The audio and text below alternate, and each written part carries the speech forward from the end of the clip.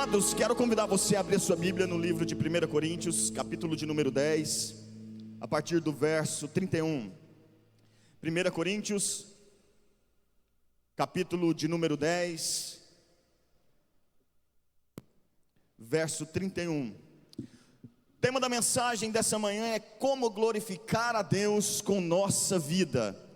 Muitos de nós temos questões relacionadas ao nosso propósito, à nossa identidade, o porquê nós existimos, o porquê estamos nesse mundo, porque encontramos tantas questões para ser resolvidas. E hoje, nessa manhã, nós vamos refletir como a visão bíblica e a visão da palavra de Deus, ela é totalmente suficiente para resolver essas questões no nosso coração. A palavra de Deus, ela é a resposta para todos os questionamentos da nossa vida. E nós vamos ter um tempo aqui de reflexão sobre isso. Como glorificar a Deus com nossa vida. Você pode dizer comigo como glorificar a Deus com nossa vida até aqui. O texto diz o seguinte: portanto, quer comais, quer bebais, ou façais qualquer outra coisa, fazei o que, irmãos? Tudo para a glória de Deus. Portai-vos de modo que não deis escândalo nem aos judeus, nem aos gregos, nem à igreja de Deus, como também eu em tudo agrado a todos, não buscando o meu próprio proveito, mas o de muitos, para que assim possam salvar até aqui.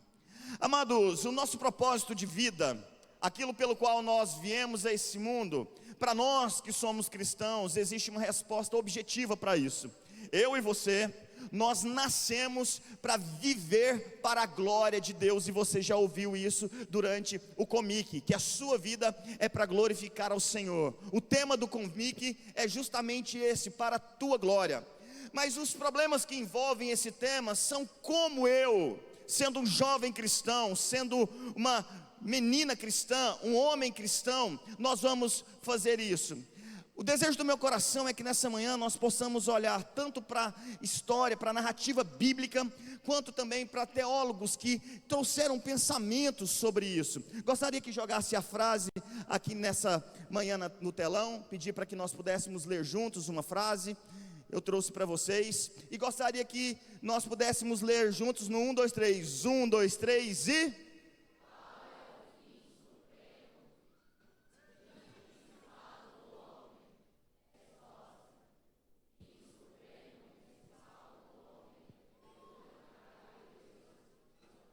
Agora as meninas vão ensinar os meninos como que lê forte. Vamos lá, 1, 2, 3 e...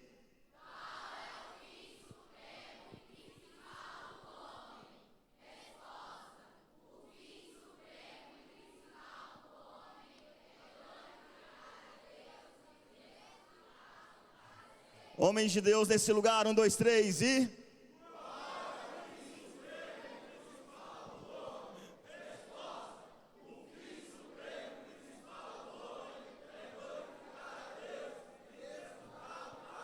Pelotão sentido.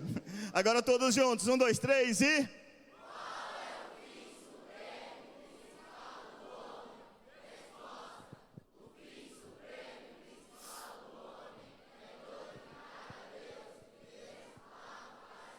Amém, amém, amém, amém.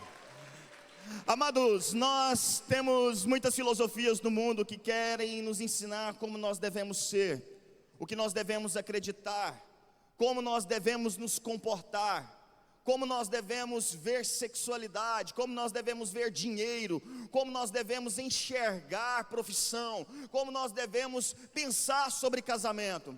Mas a resposta última de todas as coisas, do que nós temos que ser e como nós viveremos nesse mundo, não está nos pensadores desse século, não está nos filósofos que ao longo das gerações tentaram nos ensinar sobre isso. Nós que somos o povo de Cristo, a igreja de Cristo, nós temos uma base sólida para florescer, nós temos uma base sólida para existir, e está na palavra de Deus e na teologia que ela nos ensina. Nós começamos lendo o texto de 1 Coríntios, onde Paulo traz para nós a ideia de como nós vamos viver a nossa vida. Mas também eu trouxe para vocês uma resposta da própria reforma protestante, ali no ano de 1700, quando a Assembleia de Westminster se dedicou a um período extenso para responder questionamentos esses que estão aí reverberando ao longo das eras, ao longo dos séculos, sobre como nós devemos viver a nossa vida. E aqui nós temos informações preciosas que vão nortear o seu coração, porque o que essa geração precisa é estar guiada pelos princípios da palavra, que são eternos e imutáveis. Talvez você já escutou essa expressão que diz que a palavra de Deus, ela é ontem, ela é hoje e ela é para todo o sempre. E essa é uma verdade absoluta em um mundo que não acredita em verdade absoluta. Nós acreditamos que a palavra de Deus, ela reina para sempre. Partindo dessas questões então, partindo daquele princípio que de fato é a Escritura Sagrada, que traz para mim e para você o direcionamento de como nós devemos viver a nossa vida, Paulo traz nesse contexto da igreja de Coríntios, e eu gostaria de localizar você sobre essa igreja, uma igreja que trouxe várias preocupações para Paulo. Viviam uma vida extremamente em desacordo com a palavra, com as Escrituras Sagradas. O ministério do apóstolo Paulo, como discípulo genuíno de Jesus, era de fato instruir, advertir, indicar o caminho como aquela igreja deveria viver. E essa carta nos cabe muito bem, nos veste muito bem nos dias atuais, porque lidamos com as mesmas questões. A idolatria, onde o ser humano coloca coisas desse mundo criado no lugar do próprio Deus. Idolatria essa que pode ser a idolatria do sexo, a idolatria do entretenimento, a idolatria do casamento, a idolatria de tantas coisas. Paulo já lidava naquele momento com deuses que ocupavam o coração daquela igreja. E por causa disso, Paulo agora vem com a carta tentando corrigir o coração daqueles irmãos, adverti-los que eles deveriam ter responsabilidade. Agora crentes em Jesus, salvos por causa do Evangelho de Deus, agora esses irmãos deveriam tomar cuidado com o seu estilo de vida. Aqueles que estão em Cristo são nova criatura. Paulo declarava: já não vivo mais eu, mas Cristo vive em mim.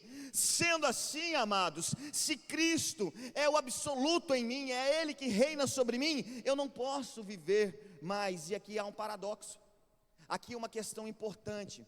O Evangelho, você há de concordar comigo, veio para nos libertar. O Evangelho veio para transformar-nos do império das trevas e nos colocar aonde? No reino da luz. Veio tirar de nós uma distorção da imago Dei, da imagem de Deus sobre nós, pelo qual nós fomos criados, e Ele restaura em nós a identidade de Cristo, não é verdade? Mas os cristãos estavam usando dessa liberdade agora de forma errada. Eles vinham em um contexto judaico, muitos deles, onde eles entendiam as leis do Antigo Testamento, sabiam que não podiam matar, sabiam que não podia adulterar, mas agora livre desses cerimoniais, agora eles estavam confundindo, e eles não tinham uma noção correta. Essa igreja, a igreja de Corinto, não conseguia olhar para a vida com as lentes corretas do Evangelho. E eu te convido nessa manhã a entender que a maneira como nós vamos enxergar a nossa vida é para a glória de Deus, amém? Essas são as preocupações iniciais de Paulo, essas são as questões iniciais. Olha, Coríntios, vocês precisam tomar cuidado com o estilo de vida de vocês. Agora vocês não pertencem mais a vocês mesmos, vocês não pertencem mais a uma religião específica, vocês foram libertos, perdoados, seus pecados foram, agora vocês pertencem a Cristo e precisam viver para a glória dEle. E o mesmo chamado e a mesma vocação se estende para você hoje nesse lugar. Nós somos exortados então, amados, a ter responsabilidade, a nos responsabilizarmos pelo modo como nós vivemos. E é interessante, eu fui pastor de jovens durante 13 anos, comecei bem novinho ali na igreja. Logo que eu cheguei na igreja, os primeiros passos que eu dei foi me envolver com o serviço, me envolver com o trabalho.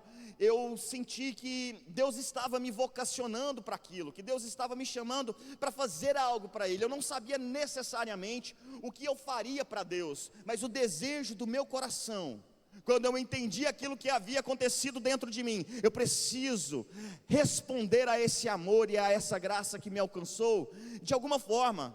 Eu preciso entregar o meu coração, não pela metade. Não só a ponta do meu coração deve pertencer a Deus, mas eu quero servi-lo totalmente. E naquele primeiro instante eu achei que, se eu fizesse coisas para Deus, se eu me envolvesse com a igreja, eu ia estar totalmente alinhado com a vontade dEle para a minha vida. E nós vamos perceber, irmãos, nessa manhã, algo que é extremamente importante para essa geração: entender que a sua vida com Deus está além do templo da igreja. Eu ligava glorificar a Deus somente com a minha vida religiosa, eu ligava a minha fé somente ao templo, mas eu quero dizer para você, que o Evangelho, ele te toma por inteiro. Todas as áreas da sua vida agora pertencem a Cristo, e precisa glorificá-lo, precisa exaltá-lo. Sendo assim, irmãos, nós precisamos entender alguns pontos. Quando nós falamos sobre essa verdade da glória de Deus, igual o catecismo nos instrui, o catecismo o que era? Era esse conjunto de doutrinas, de crenças, que a igreja ali estava selecionando para dizer: não é isso que nós vamos viver, é isso que nós vamos praticar, é isso que vai nortear a nossa vida, e nós precisamos ter clareza disso. Eles dizem na sua primeira pergunta: qual é o fim principal do homem? E aí eles respondem, entendendo bem: glorificar a Deus e desfrutá-lo para hoje, irmãos, para todo sempre. Esse é o fim principal do homem, é o nosso propósito, bispo, é o nosso propósito. Portanto, uma geração de jovens que muitas vezes tem se questionado: o que eu vou ser, o que eu vou fazer? Uma geração de jovens que muitas vezes não tem conseguido se tornar alguém com identidade, com pertencimento, uma personalidade frágil, diluída por muitas filosofias desse mundo. A resposta para a sua identidade não está nesse mundo. A resposta para a sua identidade não está simplesmente no status e nas telas que esse mundo te oferece. A resposta para o seu propósito de identidade está na palavra de Deus, que diz que quer você coma, que diz que quer você beba, que diz que quer você faça qualquer outra coisa, você o fará para a glória de Deus. Nossa identidade está firmada nisso. E como nós podemos então glorificar a Deus com a nossa vida em totalidade? Se a minha vida, se a minha caminhada com Cristo, ela vai além do templo, do meu ministério, de pregar, de cantar no louvor, de servir na cantina, de fazer a recepção, como eu faço então para a minha vida de maneira completa, na minha juventude, glorificar a Deus? Amados, nós vamos descobrir nessa manhã que de fato tudo em nós precisa exaltar o nome de Deus. Gostaria de trazer alguns conceitos importantes para que eu e você nós pudéssemos nessa manhã entender o que é isso, glorificar. Nós cantamos muitas vezes: eu vejo a glória do Senhor aqui, hoje aqui. Nós cantamos, qual outra música que tem aí sobre glória, irmãos? Eu vejo a glória, qual mais? A Ele a glória. Que mais? Os músicos aí. Hã?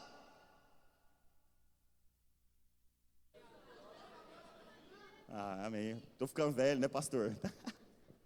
Mas é isso, tantas canções, e muitas vezes nós não sabemos o conceito. A glória de Deus, segundo a Bíblia, é a manifestação visível e inconfundível da sua presença, da sua majestade e santidade. Preste atenção, ela revela o caráter perfeito de Deus, sua grandeza, o seu poder, a sua pureza e o seu valor intrínseco, e se expressa de diversas maneiras. A glória de Deus, meus irmãos, é muito mais do que algo místico e um arrupio que nós sentimos aqui no culto. A glória de Deus está além desse misticismo que muitas vezes nós aplicamos dentro da igreja. A glória de Deus se manifesta na sua própria criação, porque os céus declaram a sua glória, o firmamento anunciam as obras de sua mão. Pastor John Piper vai dizer o seguinte: por que Deus criou um universo tão vasto? Por que Deus criou toda a criação se nós precisávamos só da terra, habitar aqui? A glória de Deus, meus irmãos, reflete no poder criador desse Deus. Criou tudo para magnificar o seu nome, para que eu e você, nós olhemos para esse Deus e diga, de fato, majestoso, excelso, supremo, sublime, digno de toda honra e toda glória. Porque quando nós olhamos uns para os outros, irmãos, não há muita glória. As nossas falhas, as nossas debilidades, as nossas fraquezas, as nossas impurezas, as nossas más condutas, isso não traz glória nenhuma. Mas preste atenção, quando nós olhamos para Deus, quando nós olhamos para a sua criação, quando nós olhamos para tudo que nós podemos contemplar, irmãos, nós podemos chegar a uma conclusão: Ele é digno de toda honra e toda glória. Ele é digno, não há outro digno. Quem formou os céus? Quem criou o mar? Quem pode gerar algo a partir do nada, ex nihilo, nada existia, e agora com o poder de sua palavra? Portanto, glorificar a Deus é reconhecer de fato quem Ele é reconhecer o poder da sua grandeza. E quando nós fazemos isso, irmãos, reconhecendo quem Ele é, nós começamos agora a entender o que é viver para a glória de Deus. Conversava com minha esposa, e nós falávamos sobre essa mensagem, e entendíamos que de fato, só podemos honrar alguém a maneira que ele gosta, se nós o conhecemos, se nós temos intimidade. Quem é casado sabe disso, quem é amigo sabe disso. Eu só consigo fazer as vontades da Jordana se eu a conhecer com intimidade. E da mesma forma, nós só vamos conseguir viver para a glória de Deus se nós tivermos um encontro pessoal com Ele. É impossível glorificá-lo sem conhecê-lo. Por isso eu tenho uma preocupação. Preste atenção nessa manhã, jovem que me ouve. Meu coração de pastor se preocupa com uma geração que é extremamente imediatista, não tem paciência de se relacionar. Na geração das redes sociais, e eu não vou bater nisso, meu irmão, porque eu tenho até vergonha muitas vezes de mostrar para vocês a quantidade. Eu não vou fazer isso aqui, não vou revelar para vocês. Mas o que acontece, turma? Preste atenção, nós somos uma geração preocupante, porque os nossos antepassados, os discípulos de Jesus, eles se dedicavam em conhecê-lo, passavam tempo sobre os montes, madrugadas, conhecendo a Deus, buscando a Deus, servindo a Deus. Os discípulos dedicavam tempo às Escrituras. Nós não suportamos muitas vezes mensagens de 30 minutos. Como nós vamos conhecer Deus se nós não dedicamos tempo a Ele? Então, o primeiro passo para que eu viva para a glória de Deus, para que eu consiga viver uma vida prática glorificando a Deus, é conhecê-lo. Cresçamos e prossigamos em conhecer ao Senhor. O quanto o seu coração conhece da palavra de Deus, jovem? O quanto o seu coração conhece da intimidade do Senhor? Quanto tempo você tem dedicado no seu dia para conhecer aquele que criou todas as coisas? Muitas vezes nós achamos pessoas interessantes, nós somos impactados por personalidades. Nossa, eu queria conhecer fulano, eu queria estar naquele ambiente onde Beltrano está, eu gostaria de ter a intimidade com aquela pessoa, porque eu acho ela legal, eu acho que ela tem algo para oferecer para mim. Mas de fato, a pessoa mais importante do universo é o nosso Deus Criador. E eu convido você a pensar nisso junto comigo. Para que você glorifique a Deus, você precisa conhecê-lo. Esse é o primeiro aspecto. Então, para que eu viva para a glória de Deus, primeiro eu tenho que fazer o quê? Conhecê-lo. Você concorda comigo? Quantos aqui querem conhecer mais do Senhor? À medida que você conhecê-lo, ter experiência com Ele, a sua vida o glorificará. Essa é uma verdade para o seu coração. No Novo Testamento, nós temos um termo chamado doxa, que transmite a ideia de esplendor e honra, revelando a glória de Deus através da encarnação de Jesus Cristo, que é a expressão perfeita e visível do Pai. Essa palavra doxa expressa essa beleza e esse louvor que Deus possui em si, que Ele tem dentro dele e expressa de diversas formas. Agora, olha que interessante, se nós olharmos a preocupação desse século, desse mundo, está preocupado com o quê? Com beleza. As pessoas querem ser o quê?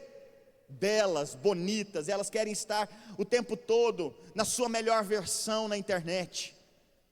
As pessoas estão preocupadas em como elas podem ser honradas. Olha, eu quero chegar lá no topo,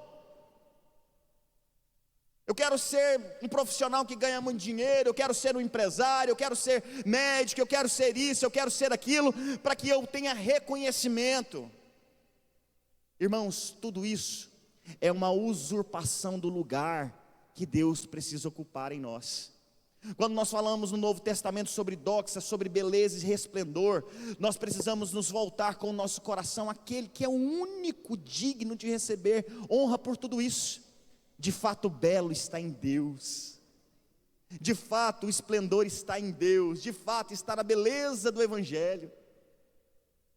Você precisa encontrar no Senhor essa pérola de valor. O que o seu coração valoriza, jovem? Você valoriza as impressões desse mundo, aquilo que o mundo pensa a respeito de você?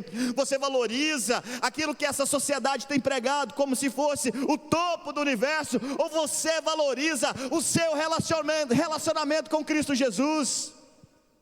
Nós precisamos olhar para Ele e ver valor nele. À medida que eu e você nós entendemos que somente Ele é digno de toda honra e toda glória, nós reconhecemos que não há outro lugar onde nós vamos depositar a nossa vida. A nossa vida. Preste atenção em alguns pontos. O primeiro então, irmãos, é que para glorificar a Deus, para que eu e você, nós consigamos glorificá-lo, nós precisamos fazer o quê? Conhecê-lo. Um segundo ponto é que para que eu e você nós consigamos glorificar a Deus, eu e você nós precisamos também, além de conhecer, nós precisamos reconhecer nele o belo, o perfeito, o desejável, o admirado. É nele, não no mundo, não nas coisas que há no mundo, porque se alguém ama o mundo, o amor do Pai não está nele. Amar esse mundo vai na contramão da glória de Deus. Mas há algo extremamente importante, que o catecismo mesmo nos expressou.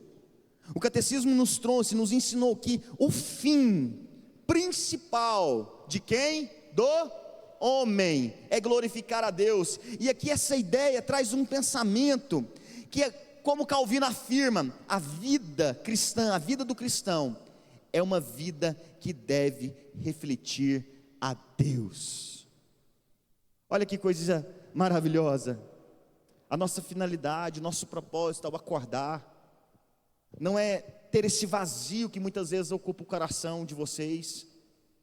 Talvez há jovens que estão aqui nesse lugar me ouvindo nessa manhã, e você já está aqui há quanto tempo? 2 dias? E o seu coração ainda está vazio, seu coração ainda está oco, você não sentiu nada, você não percebeu nada, você não entendeu nada, e você está aqui falando assim: o que eu estou fazendo nesse lugar? Eu de comique a comique eu vou, mas eu não entendo, porque muitas vezes, irmãos, nós estamos buscando uma experiência emocional sobre relacionamento com Deus.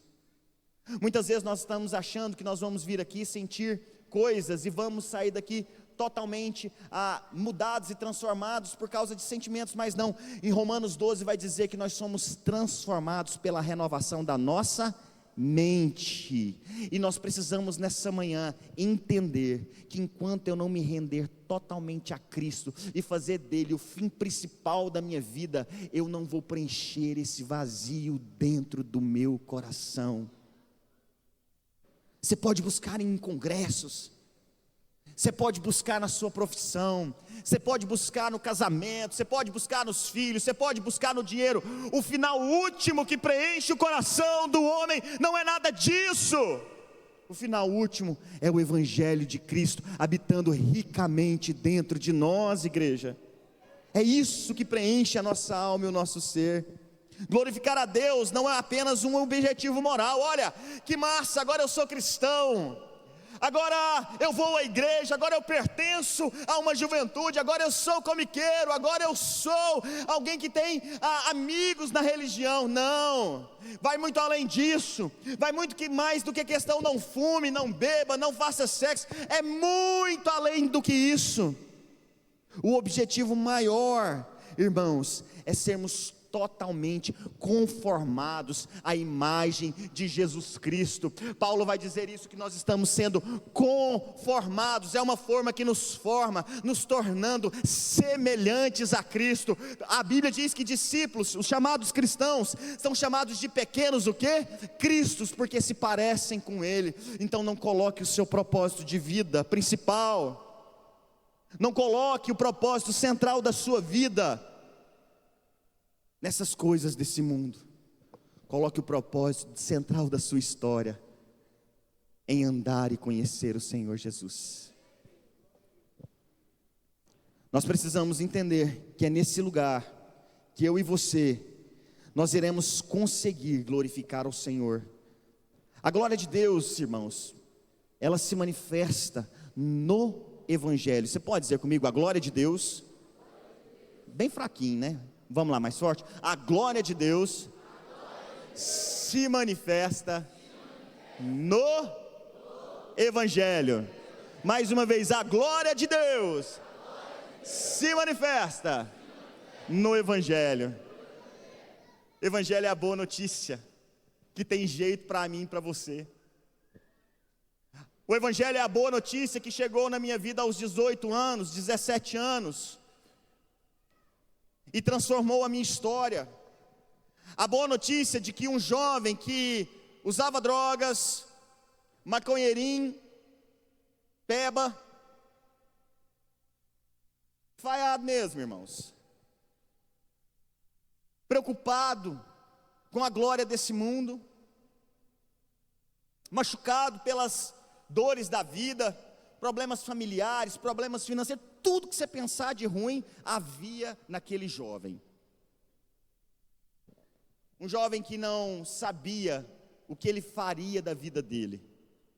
Irmãos, e no ano de 2006, esse Evangelho, que é a única resposta para o coração humano, entrou na minha vida, e tudo em mim foi transformado, pela pura bondade e misericórdia de Deus. Naquele culto, eu fui criado na igreja de Cristo, a vida inteira na igreja, ouvindo sobre pregação, ouvindo sobre Jesus, indo em vigília, indo em monte, mas nada disso resolveu o problema que tinha dentro de mim, porque eu precisava conhecer o Evangelho, eu precisava ter um encontro com Jesus Cristo de Nazaré. E naquele ano Deus marcou, existia uma festa ali perto de Pires do Rio, numa cidade chamada Santa Cruz, e há 3 dias nós estávamos indo para lá, e aí o colega que ia todos os dias para aquele lugar, ele decidiu que no domingo ele não iria, e eu falei assim, eu tinha 2 peças de roupa, irmãos, era 3 camisas e 2 bermudas e uma calça, eram essas roupas, e eu falei assim, eu não tenho dinheiro nem para comprar roupa, quanto mais para pagar para ir para Santa Cruz, então eu vou ter que ficar em Pires do Rio. Mas ele disse, olha Diego, à noite eu vou sair, eu vou para a igreja e depois eu vou comer um sanduíche. Eu falei assim, então eu vou comer o sanduíche. Ele falou assim, mas você vai ter que ir na igreja comigo. E naquele fatídico domingo, naquele dia, onde eu queria ir comer sanduíche, na hora do louvor, o Senhor Jesus me chamou. Naquele momento, eu ali no cantinho da igreja, o Espírito Santo de Deus disse: aqui é o seu lugar. Lembro como se fosse hoje. E eu disse para ele: daqui eu nunca mais sairei, porque eu encontrei o meu propósito. O final último da minha vida eu encontrei. Eu encontrei uma pérola de grande valor e dela eu não abro mão. Amados, isso tem impactado a minha vida de tantas formas. Ao longo desses anos, eu fui para o ministério, fui servir a Deus, fui ser pastor. Há 12 anos, 13 anos no ministério, glorificando ao Senhor, servindo. Mas além disso, fui também ser profissional. Hoje eu atuo como advogado, como professor universitário, em todas essas áreas da minha vida, no meu casamento, na minha relação com a minha esposa, com a minha filha, tudo em mim. Hoje o propósito final não é sobre mim, mas é que tudo isso reverbere a glória de Deus do que Ele fez na minha história. Não é o que eu estou fazendo, mas é o que Deus fez em mim. Para quê? Para que a glória seja dele. E é assim na sua história. Talvez você chegou nesse lugar e você precisa dessa transformação. Você precisa ser hoje impactado pelo Evangelho. Eu rapidamente gostaria de dizer para você o que o Evangelho é. O que o Evangelho é?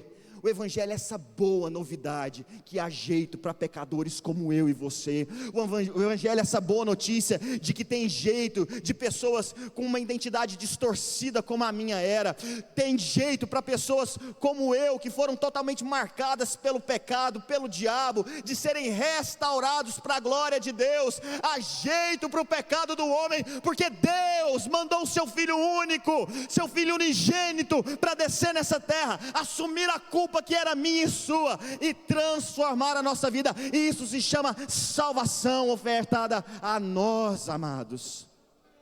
Há uma graça, o Evangelho é essa boa notícia, tem jeito para nós.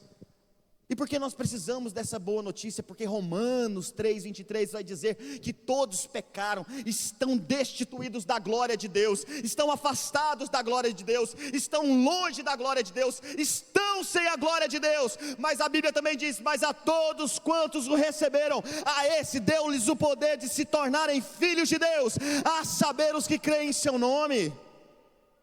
Há jeito para você que quer nessa manhã ser transformado. Nós só podemos glorificar a Deus se nós tivermos um encontro real com Jesus.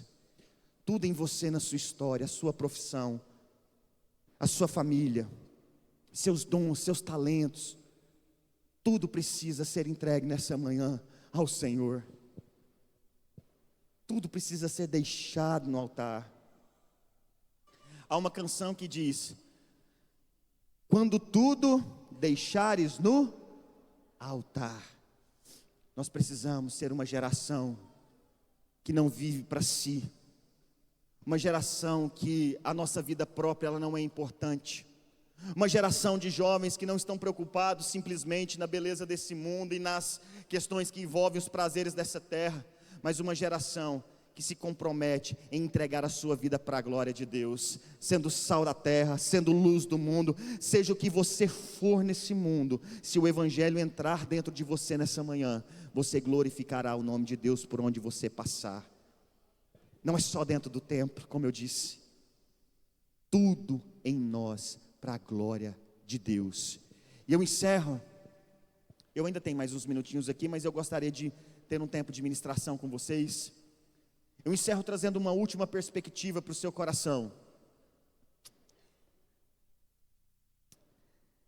Quando proclamamos o Evangelho, quando nós fazemos isso, anunciamos a Cristo, quando nós falamos desse reino, que transforma corações pecaminosos como o meu, como o seu, quando nós anunciamos que Jesus é o único meio para preencher o coração humano, quando nós fazemos isso nessa manhã, nós estamos dando a oportunidade. Primeiro nós estamos obedecendo a Deus, falando de Jesus, mas nós estamos dando a oportunidade para que a sua história, meu amado, ela não seja a mesma. Talvez você veio de uma família onde as pessoas elas não creem em Deus, ou elas dizem que creem, mas não praticam isso. E a história da sua casa pode começar a ser transformada através de você. Você pode ser aquele a quem Deus vai usar para mudar a geração da sua família. Quando eu me converti, eu disse ao Senhor: Senhor, eu quero te pedir que aqui encerre o tempo de maldição na minha casa.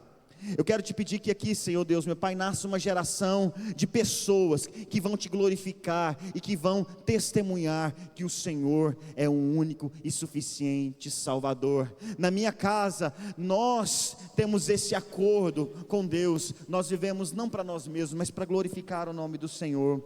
E talvez hoje seja um bom momento para que você decida por isso.